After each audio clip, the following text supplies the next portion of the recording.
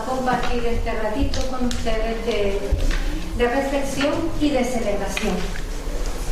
Reflexión sobre una franja de población en la que he tenido la suerte de trabajar durante pues, toda mi vida laboral prácticamente.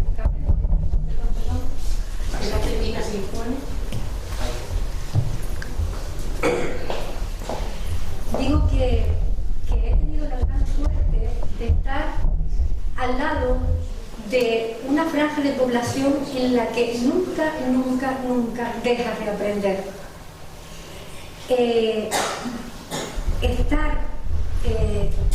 Dijéramos, los niños, las niñas, los adolescentes, para ellos hoy puede ser un gran día, siempre, a pesar del dolor, a pesar de sufrimientos, a pesar de situaciones muy duras. Si se es capaz de escuchar a la infancia, si se es capaz de ponerse en sus zapatos, si se es capaz de entender sus puntos de vista desde lo que son, no desde lo que serán en el futuro, sino desde lo que son en este momento, las personas que sean capaces de eso estarán preparadas para entender al resto de las franjas de la población. Y ahí va una de mis primeras ideas fuertes y que se ha ido consolidando a lo largo de los años en el trabajo con la infancia y la familia. Una sociedad que proporciona un buen trato a la infancia está garantizando en el presente y en el futuro los cimientos de comunidades afectivas, no violentas, inclusivas, que respetan los valores de la justicia social, la equidad y la dignidad de todas las personas. Uno de los retos que creo más importantes de nuestra sociedad actual es la gestión de los cuidados. Gestionar los cuidados, especialmente en las franjas de la infancia y las personas mayores. Y mi convencimiento total es que no puede depender solo de la familia la responsabilidad de gestionarla. Se necesita la implicación y el compromiso del nivel institucional, políticas públicas presupuestadas y financiadas. Nada de buenos libros o buenas intenciones. El nivel técnico, se necesitan profesionales especializados, porque muchas situaciones por las que pasan niños, niñas, adolescentes y familias requieren que el conocimiento vaya un poco más allá del simple acompañamiento. Y por supuesto, también se necesita del nivel ciudadano, como redes de apoyo a la familia, acompañamiento y tutoría social. Esta certeza está de fondo en todo lo que vaya a poder decir después. Decirles que cuando Isabel habló conmigo, todavía no había salido, estaba a punto de salir un informe sobre la situación de la infancia y la familia en Canarias. Acaba de salir, se presentó con motivo del Día Internacional de la Infancia, que como ustedes saben coincide el 20 de noviembre y que conmemora la Convención de los Derechos del Niño, una convención que se aprueba en el 89 y que marca un antes y un después, porque considera a los niños, las niñas y adolescentes personas sujetos de derechos, no pasivas, sino activas. De ahí que voy a repetir muchas veces la necesidad de escuchar a la infancia, la necesidad de que ellos ahora incidan en la medida que puedan y según su edad, también en todas aquellas decisiones que tomen los adultos y que les afecten. Por eso, pues afortunadamente llegó a tiempo. Me parecía que cualquier cosa que hubiera preparado antes era preferible utilizar ya los datos de este informe. Este informe lo pueden encontrar en la página. Lógicamente yo aquí no tenía tiempo ni quiero además recopilar todo lo que dice. Es un informe encargado por el Gobierno de Canarias, en concreto a través de la Dirección General de Protección a la Infancia y a la Familia, y se hizo con las dos universidades canarias y con la colaboración de múltiples agentes sociales. Todos los datos que están en esta presentación, la fuente es este informe. Decirles que se puede descargar en la página gratis, en la página del Gobierno de Canarias, en la página de la Consejería Dirección General de Protección a la Infancia y la Familia. Bueno, pues pasamos a mirar un poco a otra idea interesante, que a mí me parece interesante. Una sociedad que prioriza y provee de buen trato y bienestar a la infancia lo hace de manera colateral con el resto de las franjas de la población.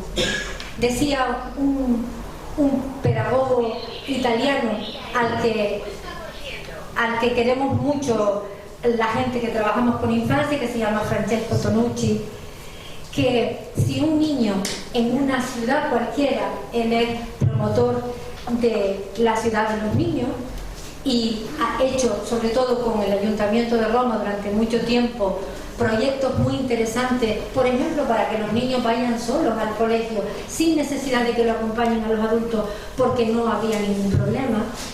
Él decía, si una ciudad está preparada para que un niño transite por ella con seguridad, está preparada para que el resto de la población también lo haga. Entonces, si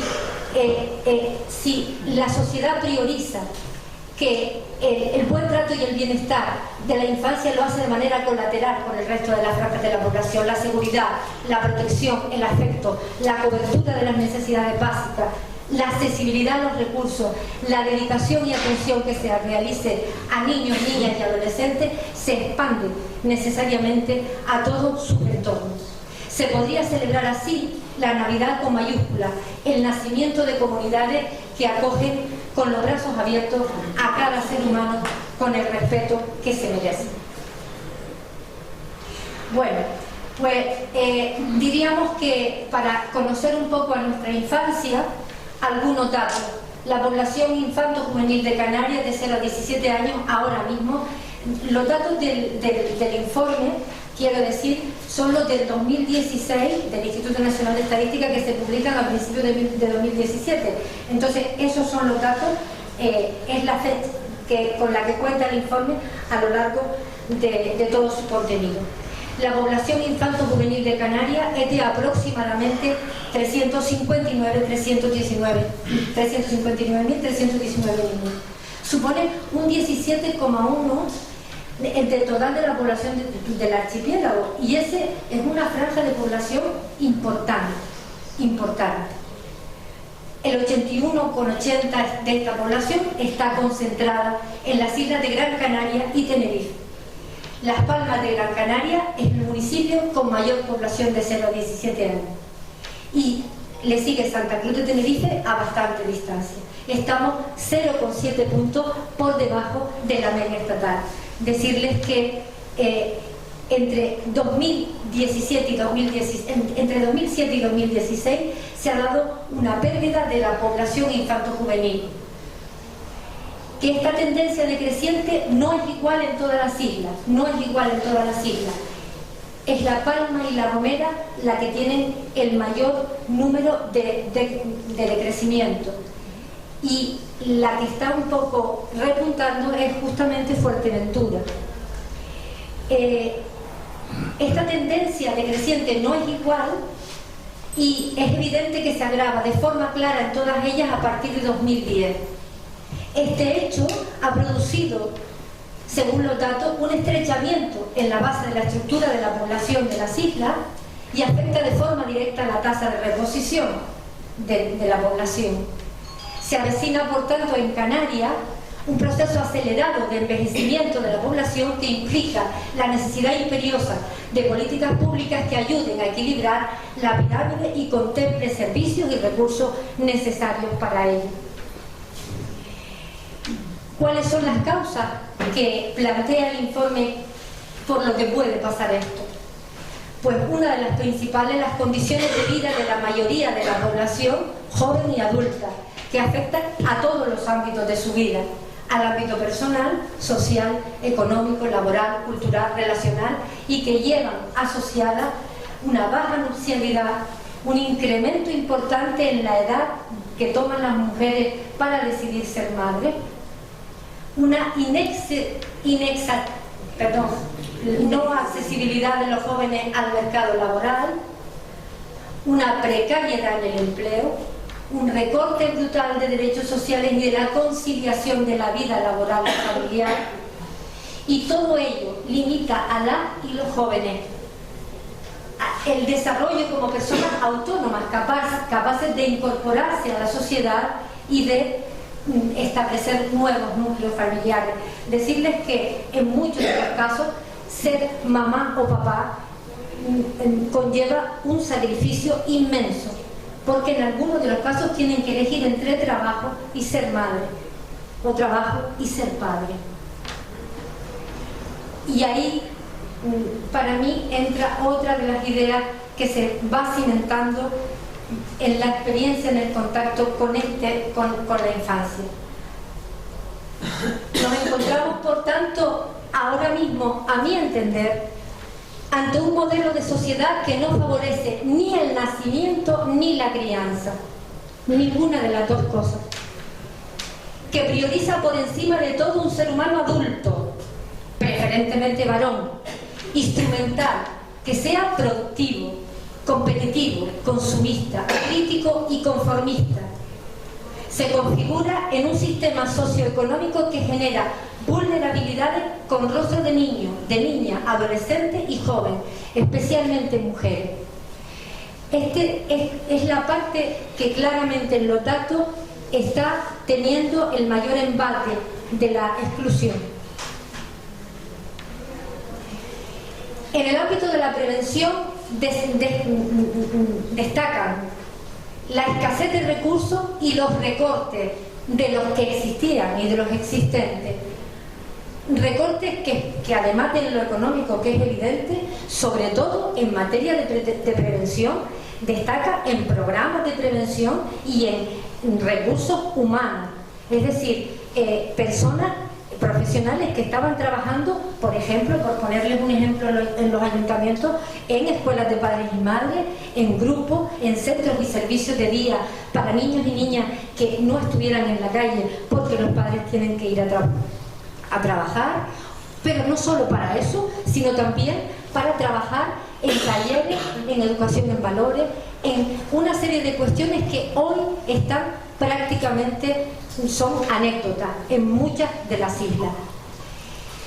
La atención a los niños y niñas de 0 a 3 años, que es una población de 47.070 niños, solo se atiende el 4,5% de esta población en escuelas infantiles públicas. Y digo esto porque son a las que tendrían acceso la mayoría de la población. Esto significa un 4,5%. En Europa la media podría estar por encima del 35%. Así estamos en Canarias.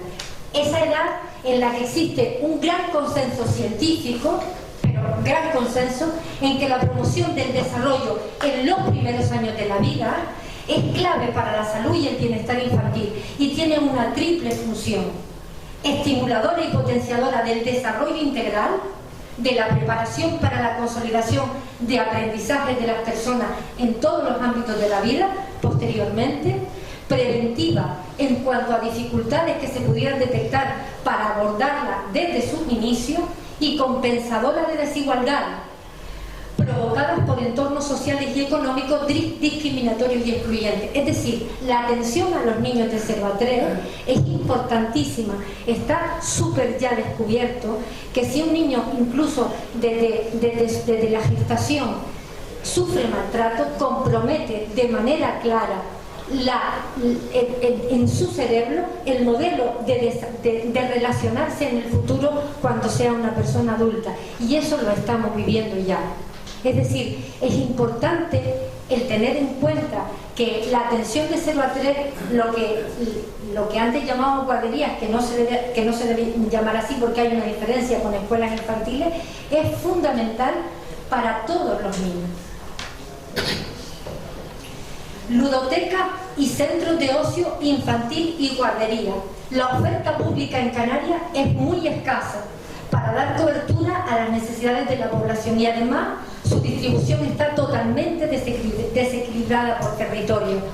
En cifras totales, escuelas infantiles públicas hay 75 en toda Canarias, ludotecas y centros de ocio 39, guarderías 13 y centros y servicios de día, pues en el estudio no habla de datos porque de datos concretos porque no se pudieron, no hay constancia de los que están funcionando, dijéramos, de manera oficial, pero es justamente los centros y servicios de día uno de los recursos más recortados a partir sobre todo de la ley de racionalización y sostenibilidad de la administración local, que como ustedes saben cercena los servicios sociales municipales, sobre todo en esta materia. En la educación obligatoria, que en Canarias la cobertura es bastante amplia, destacamos que se está produciendo un descenso progresivo de la matriculación en todas las etapas de la escolarización, excepto en educación especial y bachillerato. La población infantil de nuestra comunidad permanece mayoritariamente escolarizada en centros públicos, con tendencia estable, que nos sitúa en quinto lugar con respecto al resto del Estado, en el que hay más educación concertada y por supuesto privada. La tasa de escolarización a los 17 años está a mucha distancia por debajo de la media española. Esto es importante en el retrato de nuestra infancia. Así como la tasa de repetición se encuentra mucho más elevada que la media estatal entre los 10 y los 15 años, lo que se llama idoneidad, es decir, que los niños tengan el nivel correspondiente a su edad, el nivel escolar correspondiente a su edad.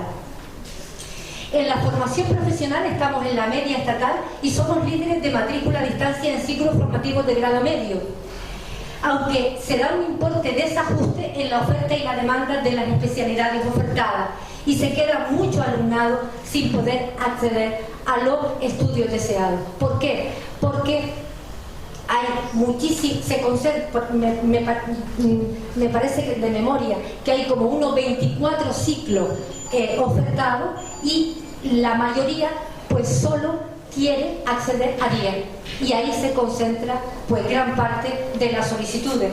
Luego hay listas de espera para poder acceder a esos estudios. La escolarización del alumnado inmigrante también tiene y muestra tendencia a la baja de más del 20% en los últimos años, en los últimos 10 años. La procedencia más numerosa es la de los países de la Unión Europea y seguida de América Latina y África en las aulas. En cuanto a los resultados escolares, señalar que si bien se ha dado mejora significativa en el informe del Programa para la Evaluación Internacional de los Alumnos, el famoso PISA, en 2015 comparado con el 2009, realmente la evaluación se saltaron, en Canarias no se hizo la evaluación del 2012, pero comparado en el 2009, que fue desastrosa, con el 2015 se han dado avances significativos. Seguimos globalmente en resultados escolares en los últimos puestos con respecto al resto de comunidades autónomas. En necesidades específicas de apoyo educativo se detecta una mejora importante en los sistemas de detección y ahí tiene mucho que ver el sistema educativo, mucho que ver. Canarias presenta un porcentaje del 77% de integración e inclusión en centros escolares ordinarios. Esto es muy importante, que los niños que tengan necesidades especiales o algún tipo de discapacidad o de diversidad funcional estén en centros normales, que esto se dé. Eso es un esfuerzo importante de la Consejería de Educación y de los profesionales del sistema educativo. Siguen existiendo, no obstante, muchas lagunas en la atención a la infancia con diversidad funcional. ¿Por qué?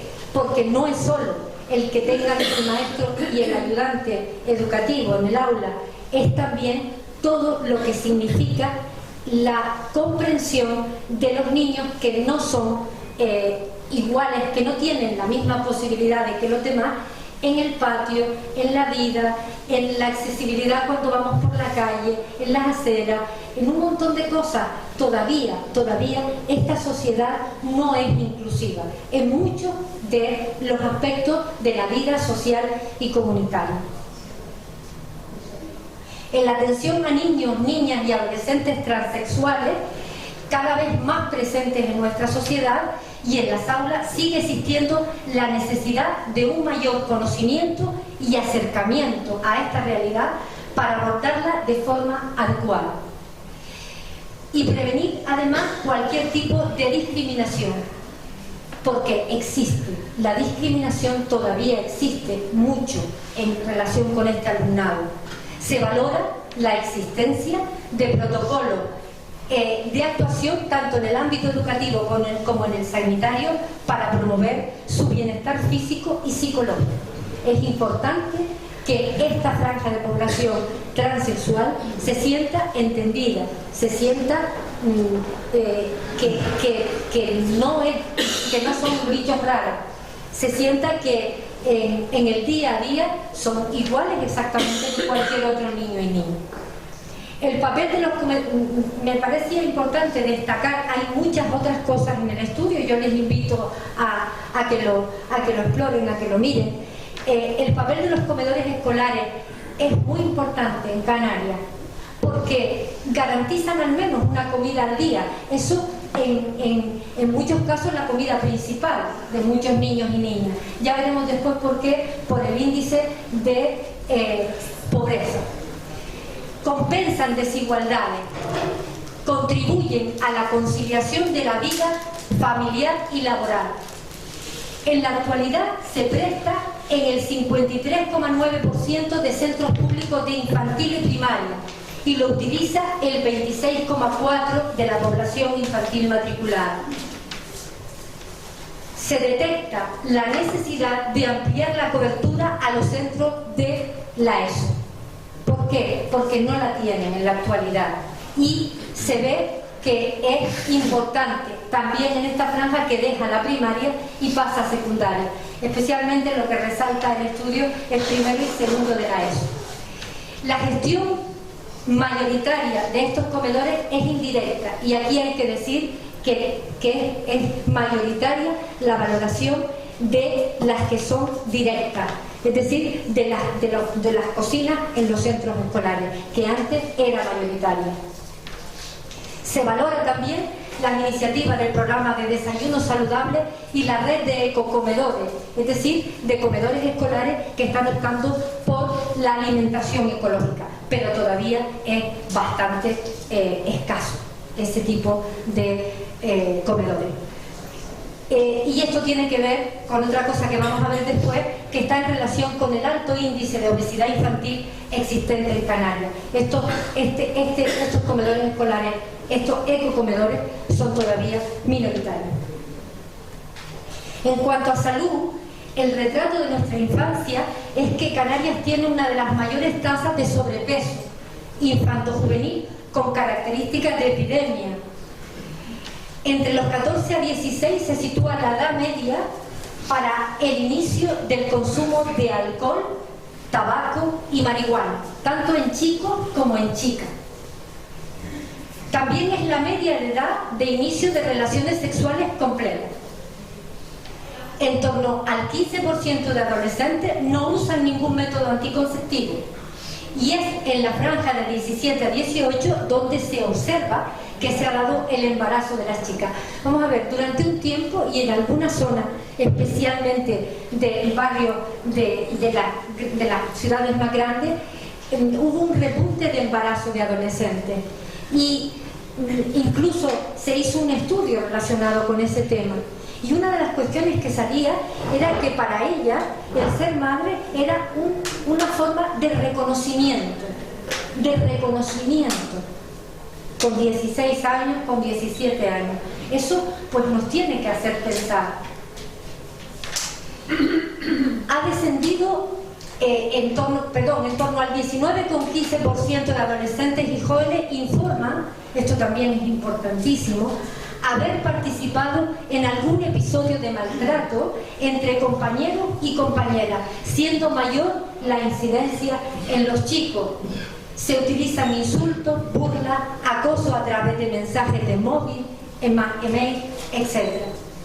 Ha descendido el consumo de drogas, y aquí hay una valoración positiva de la conciencia del consumo de drogas, el consumo ilegal, ¿no? Cocaína, anfetamina, en favor del tabaco y el alcohol. ¿Por qué? Porque socialmente hay una gran tolerancia hacia este tipo de droga.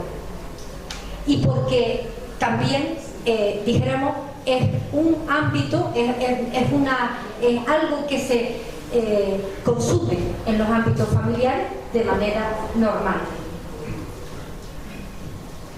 En lo referente a salud mental infanto-juvenil, Canarias cuenta con un programa específico desde 2006 y en la actualidad se han cubierto 7 de las 10 unidades de salud mental comunitarias previstas para cubrir las necesidades detectadas. Los periodos de espera para atención especializada con niños, niñas y adolescentes siguen siendo muy largos, y lo más preocupante, y lo que a todas luces no debe continuar así, es que en los casos de hospitalización por crisis importantes en salud mental, la problemática para los menores de 15 años es que tienen que compartir espacios hospitalarios con los adultos. A todas luces, esto no debería darse. En el espacio digital, el acceso y uso de la tecnología digital en la vida cotidiana, todos sabemos que ha provocado cambios a todos los niveles y en todos los grupos e instituciones sociales. Canarias presenta una ligera desventaja en el acceso y uso de la tecnología digital con respecto a la media estatal, claro, por la desigualdad socioeconómica y también por la desigualdad educativa. Tenencia de ordenador, conexión a internet y teléfono móvil en la vivienda. Está claro el aumento del uso del móvil y la conexión a internet en la población infanto-juvenil, y también se constata una carencia importante en las competencias digitales de las figuras parentales. Es decir, los chicos van muy por delante del conocimiento sobre las TIC, las nuevas tecnologías, que tienen sus padres y sus mayores. Por tanto, difícilmente pueden controlar, pueden asesorar, pueden acompañar en el manejo de estas tecnologías. Somos la 7ª comunidad con mayor incidencia de víctimas de ciberacoso ocasional y la primera en víctimas de ciberacoso frecuente con una clara influencia de género. 2 de cada 3 víctimas son chicas.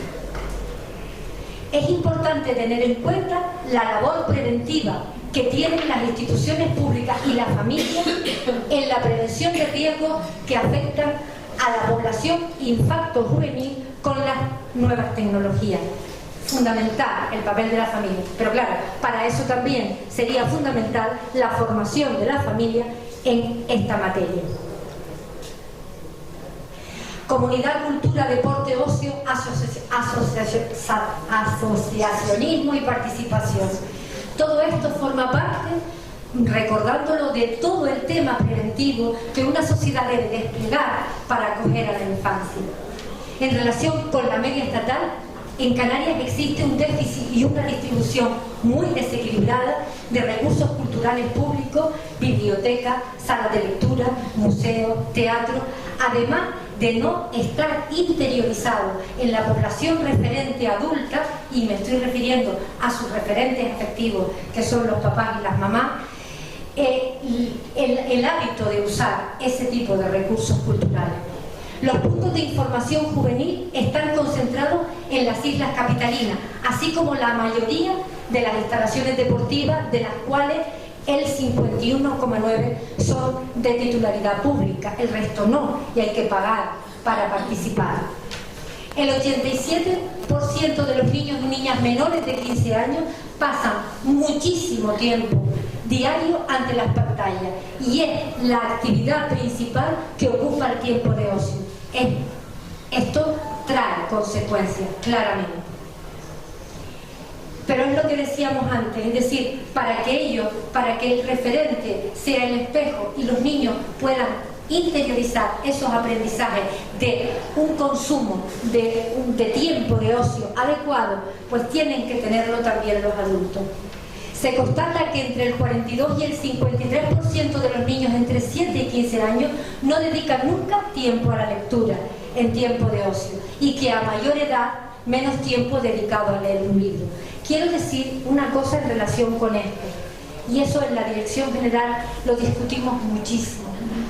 Por la tarde hay muchos deberes para los niños, entendemos nosotros. ¿Por qué digo esto? Porque efectivamente ellos sí por la tarde tienen que, además de todo el tiempo que pasan en el cole, tienen que dedicarse a hacer los deberes, y eso muchas veces es muy conflictivo en la familia, porque algunas veces los padres no llegan, porque los padres no están, vale. Pero es que no nos referimos a ese tipo de cosas, justamente es otra cosa, es cultivarlo en otros temas que no sea lo académico, porque lo académico teóricamente, aquí hay maestros, no sé si están de acuerdo o no conmigo, pero debe estar lo más relacionado posible con el horario escolar y no tanto con los tiempos libres que tienen que dedicarse a otros menesteres. También existe escasez importante en la cobertura de áreas recreativas al aire libre, fundamental, que los niños estén al aire libre, jugando en la calle también. Y de espacios verdes, especialmente en zonas urbanas. Los vecinos reclaman, sobre todo en las grandes ciudades, zonas verdes. Y por supuesto con una distribución territorial muy poco equilibrada. En relación con eso, decir que Tenerife y Gran Canaria la distancia es tremenda. Hay muchísimas más áreas y zonas verdes allí que aquí, y también ludoteca y también espacios de ocio. En relación con la participación y la organización de la infancia a través de sus propias asociaciones, se constata lo siguiente. La participación más formal y reglada la encontramos en el ámbito educativo, a través de los consejos escolares. Siempre hay, en casi todos los centros, consejos escolares. ¿Qué ocurre ahí? Que la participación del niño en relación con los adultos del resto del consejo es pequeñísima. Ellos son, pues, 1 o 2 por consejo escolar. Pero es cierto que están en los consejos escolares. A medida que se acercan a los 18 años, existe también diversidad de asociaciones juveniles. Están registradas 414 en toda Canarias, cuya dedicación predominante es el deporte, seguidas de las musicales y culturales. A más distancia se encuentran las universitarias, animación y otras centradas en causas sociales, religiosas, ecológicas, etc. Existen además algunos consejos municipales de infancia, en concreto en torno a 4 en toda Canarias, con escasa incidencia real en la toma de decisiones de adultos sobre temas que les afectan. Son consejos que por ejemplo, Santa Lucía tiene uno y Puerto del Rosario tiene otro, pero la incidencia ante un pleno municipal que puedan tener los niños es bastante escasa. Quiero decir aquí que hubo una experiencia promovida por el Gobierno de Canarias, el Foro Canario de la Infancia. Durante 7 años se celebraron foros en los municipios, foros a nivel insular y foro autonómico. Fuimos al Parlamento, los niños fueron, los niños le dijeron directamente a los políticos qué opinaban sobre distintos temas. Ese proyecto se acabó, no se ha promovido. Aquí hay un compañero que sabe que la semillita se ha quedado sobre todo en Gran Canaria y se siguen celebrando el Foro Canario de la Infancia, pero ya no con la incidencia, porque antes las conclusiones de ese foro, que solía durar 3 días, se celebró en todas las islas, llegaban al Parlamento. Otra cosa es que hicieran o no caso de lo que los niños opinaban. Y pasamos ya al ámbito de la infancia, situación de riesgo. ¿Riesgo por qué? Pues por privaciones de diferentes tipos, por exclusión social. Por privaciones me refiero no solo económicas, también de libertad de los padres, por un montón de privaciones. entornos familiares en los que está presente la violencia, conflictos de pareja, enfermedades crónicas, competencias parentales básicas comprometidas, negligencia, maltrato hacia hijos e hijas. La especie humana nace preparada para la crianza y para tener hijos, pero en muchos de los casos esas competencias parentales básicas que te la da el instinto están comprometidas por un montón de situaciones y no son capaces de actuar con responsabilidad en relación con la crianza. Consumo de drogas asociado a conductas delictivas y, para mí, esto no lo pone el informe, el desmantelamiento del sistema público de servicios sociales en los distintos niveles de atención. ¿Por qué? Porque tanto en Gobierno de Canarias como en Cabildo como en Ayuntamiento se han recortado y se han desmantelado muchísimos recursos que podían prevenir el riesgo. En 2016 el porcentaje de niños y niñas canarios que vivían con carencia material severa era del 11%. Menores declarados con la medida administrativa de situación de riesgo, esto es una medida que declara en los ayuntamientos el alcalde o persona en quien delegue. Es una medida que requiere apoyo e intervención familiar a la familia y requiere además que haya además un equipo interdisciplinar interviniendo. Hay en la actualidad 2.552, es un 0,8% de la población y es bastante bajo los niños que tienen esta declaración administrativa, pero eso es una trampa, clarísima, porque si hay un 11% de niños que están en esa situación, quiere decir que están en el limbo, no se sabe cómo están, porque no tienen ningún tipo de declaración, ¿ok? Y después vamos a otras cosas. Destacar el papel de los equipos especializados en situación de riesgo, que normalmente están constituidos por educador, psicólogo y trabajador social. Digo que destacar este papel en contraposición a que su financiación y su estabilidad está absolutamente comprometida por los recortes y dependen de subvenciones. La declaración de situación de riesgo es una garantía y una prevención para no declarar el desamparo. Decir que el indicador AROPE expresa la proporción de niños de 0 a 17 años que viven en hogares que declaran no poder permitirse, debido a dificultades económicas, al menos 4 de estos ítems que tenemos aquí. No puede permitirse ir de vacaciones al menos una semana al año, una comida de carne, pollo o pescado al menos cada 2 días, no puede permitirse mantener la vivienda con una temperatura adecuada, no tiene capacidad para afrontar gastos imprevistos, ha tenido retrasos en el pago de gastos relacionados con la vivienda principal, hipoteca, alquiler, recibo o en compra a plazos en los últimos 12 meses, no puede permitirse disponer de automóvil, ni teléfono, ni televisor, ni lavadora.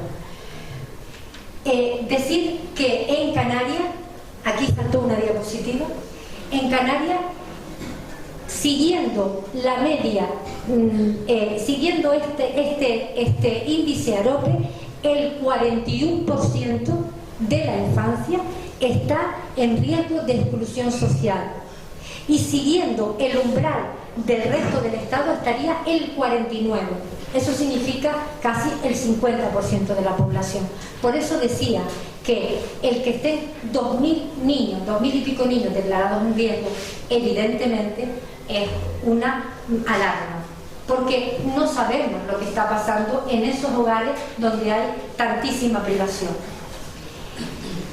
Las medidas de amparo se adoptan como respuesta ante una declaración de desamparo, lógicamente, y la situación de desamparo se da cuando hay una situación lo suficientemente grave que pueda suponer una amenaza para la integridad física o mental del menor y conlleva que la administración pública asume la tutela. Requiere la búsqueda de una alternativa convivencial de forma temporal hasta la consecución de una medida definitiva. Es decir, la administración asume la tutela hasta que o bien se reintegre con su familia biológica o bien sea adoptado por una familia. En Canarias hay 562 desamparos por cada 100 menores de edad, 100.000, perdón, mientras que la media nacional se sitúa en 406. 5 menores. Las medidas de amparo, una de las medidas de amparo es el acogimiento familiar, tanto en modalidad de familia extensa como de familia ajena. En Canarias están acogidos en alguna de estas modalidades aproximadamente 1.106 niños y niñas y adolescentes. En torno a 966 están en acogimiento con su propia familia y 140 con familia ajena. Decir aquí que esto significa que una característica importante del acogimiento en Canarias es que durante muchísimo tiempo estos acogimientos eran simplemente de hecho, se daban así, sin ningún tipo de tramitación administrativa. En los acogimientos con familia extensa, es lo que acabo de decir, siempre se dio eso, y en la actualidad aún todavía permanece la cifra de 305 menores en esa situación, los tiene su familia. Como aspecto positivo, decir también que aquí también se genera un conflicto relacionado con que normalmente quien se hace cargo de los niños son sus entornos familiares cercanos a la situación por la que se declaró el desamparo, con lo cual, y en muchos casos abuelos y abuelas, con lo cual nos encontramos que cuando muchos de ellos son adolescentes, los abuelos y las abuelas ya no tienen la capacidad para abordar las problemáticas que puedan surgir. Por eso, a veces nos preguntamos si el que se queden en ese contexto es lo mejor. Es simplemente datos para la reflexión. Como aspecto también positivo, señalar que el número de menores con la medida de acogimiento familiar en el momento presente supera a los que están en acogimiento residencial, es decir, en centros de protección. Una medida importante. ¿Por qué? Porque el acogimiento familiar, en todo caso, es la medida temporal que debe sustituir el acogimiento residencial. Porque donde mejor está un niño, lógicamente, es en un entorno familiar y no en un centro. Y además responde al cumplimiento de lo establecido en la última modificación de la Ley de Protección a menores, que incluso plantea que los niños de 0 a 3 en ningún caso deben estar ya en centro, y de 0 a 6 ya deberían estar las comunidades autónomas poniéndose las pilas para que ningún niño menor de 6 años esté en un centro. Es muy importante el programa que se ha creado de acogimiento en familia ajena, que cuenta con un banco de familias que han sido valoradas y declaradas idóneas para las distintas tipologías. Acogimiento de urgencia, surge un bebecito que le dejan en el materno y que necesitamos una familia urgente, y ellas están dispuestas a que la llamen en cualquier momento e irlo a buscar, ¿ok? Entonces, cuando ustedes me digan que me tengo que parar, me paro, ¿vale? No, vamos a dejar, si te parece, 10 minutos y ya, perfecto, yo creo que con ello tengo. Entonces, en este caso, dijéramos que tenemos familia de urgencia temporal, acogimiento especializado y acogimiento permanente, que normalmente es para aquellos casos de niños que no tienen otra alternativa, ni en familia biológica ni en familia adoptiva. En Canarias no se ha puesto en marcha otra tipología que sí contempla la última modificación de la ley, que es el acogimiento profesionalizado, personas que profesionalmente se puedan dedicar a ello. El acogimiento residencial, como ustedes saben, está gestionado por los cabildos insulares, y la mayoría de centros de protección están con ellos, salvo los centros terapéuticos que están gestionados por la Dirección General. Hay una tendencia decreciente desde el 2008 en el perfil de los niños que van a acogimiento residencial, y hay una subida en la edad, es decir, normalmente ahora mismo quien está yendo a los centros de protección son menores mayores y con situaciones específicas, emocionales, conductuales, víctimas de abuso, menores extranjeros no acompañados, que tienen una huella profunda de historias de vida muy traumáticas. La población acogida aproximada en estos momentos en los centros de protección de menores es de 864 niños y niñas en toda Canarias. Dijéramos, me pidieron que hablara un poquito de los MENA, los menores extranjeros no acompañados. Hay que decir claramente que aquí ha habido un pico tremendo en el 2009 en Canarias. Llegaron a Canarias 1.309 y se inicia luego un descenso muy pronunciado hasta 2003.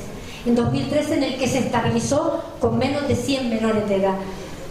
Eso quiso decir que o dio la oportunidad a que se replanteara el cierre de algunos centros de menores, los famosos CAME, y se incluyeran a los menores extranjeros no acompañados en la red de centros de protección. Decir que esto ha traído también su dificultad y su problemática. La realidad actual es que ha habido un repunte de la llegada en 2018 y de nuevo surge la necesidad de abordar esta situación con una intervención integral, pero sobre todo especializada, de profesionales que trabajan con ellos y que integren los factores de la diversidad, motivación y expectativas de futuro que tienen esos adolescentes con la que tienen los niños y niñas de Canarias que están en el sistema de protección. La determinación de la edad es también un proceso complejo y las herramientas que se utilizan para determinar la edad de los menores inmigrantes no acompañados son unas herramientas que en algunos casos pueden producir, si no se hacen con sensibilidad y respeto, pues también una vulneración de los derechos, ¿por qué no?, de los chicos y las chicas.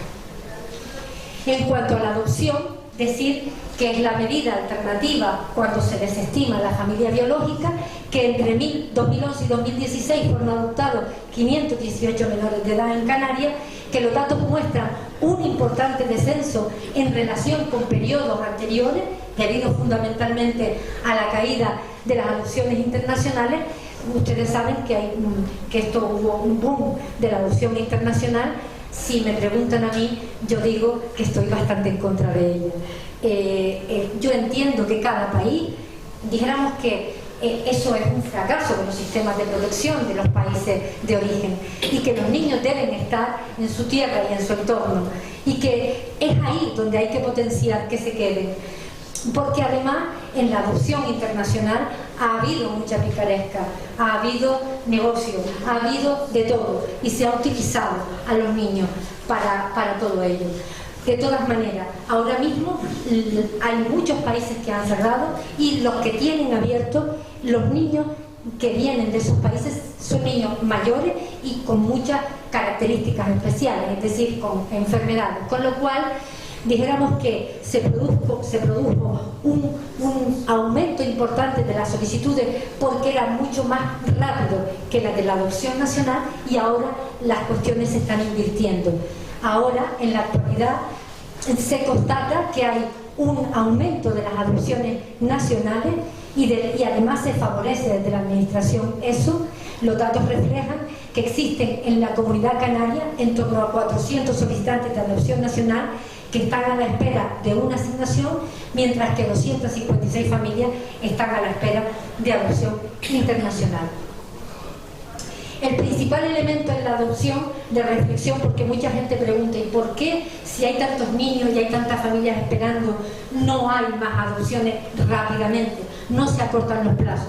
Porque hay una asimetría clara entre el ofrecimiento de la familia, que van y te dicen cuál es la edad que ellos quieren para los niños de adopción, y la necesidad real de los niños que tenemos con familias desestimadas. Es decir, normalmente el ofrecimiento mayoritario es menores de 0 a 3 o de 0 a 5 sin características especiales, y los niños de Canarias que están en los centros de protección ahora mismo la mayoría son mayores, grupos de hermanos y con características especiales. Esto requiere una concienciación de la población y un nuevo significado de la medida de adopción que estamos intentando que se conozca cada vez más, no solo en los solicitantes, sino en toda la sociedad.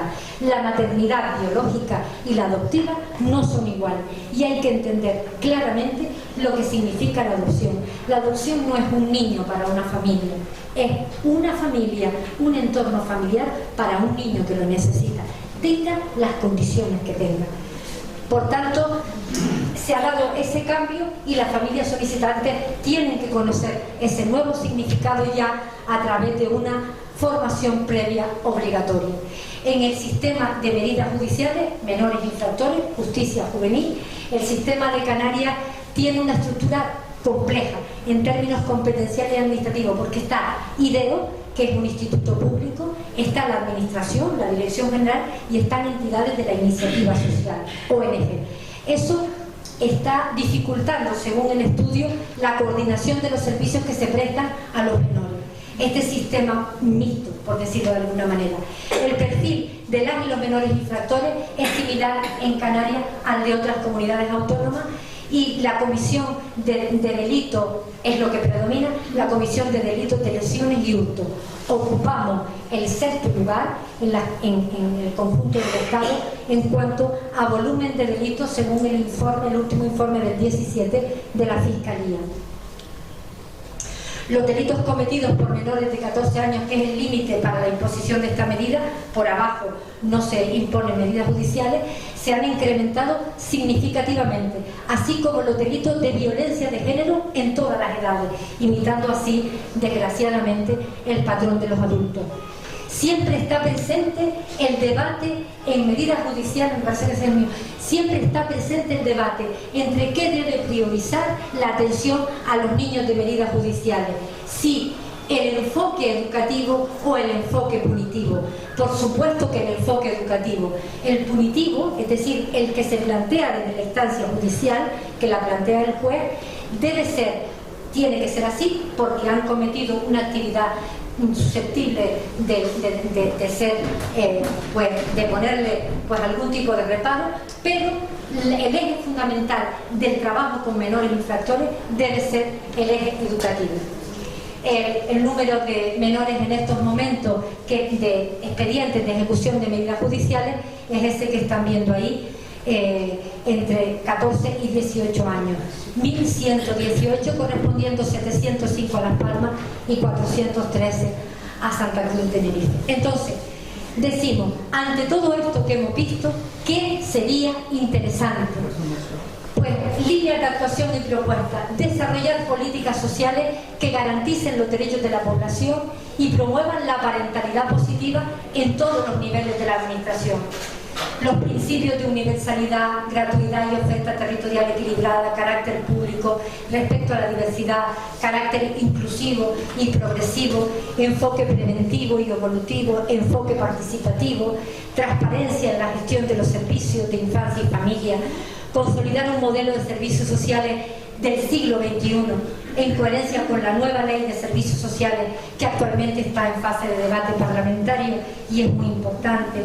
Fortalecer y establecer canales formales para la coordinación interadministrativa e intersectorial, impulsar la formación especializada, la investigación y la evaluación de políticas y de profesionales y, sobre todo, cuidar, acompañar, proteger, acariciar y querer a cada niño y adolescente de nuestros entornos más inmediatos y apoyar a las figuras parentales en el día a día. Escuchar a la infancia y respetar su voz y sus valores de ahora, no del futuro, porque son sujetos activos de derechos, como cualquier otro ciudadano y ciudadana. Pueden y deben participar, según su edad, en todo aquello que les afecta. Y, pues, entendemos que, si quieren, pues, el trato está hecho con todo y muchas gracias por escucharnos.